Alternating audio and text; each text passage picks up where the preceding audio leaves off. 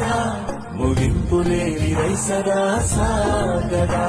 నిస్వార్థమెంత గొప్పదో ఈ పదము రుజువు కట్టదా సిరాలు లక్ష వంపదా చిరాక్షరాలు రాయదా నిసీధి ఎంత చిన్నదో నీ కంటి చూపు చెప్పదా నీలోని వెలుగు పంచగా విశాల నింగి చాలదా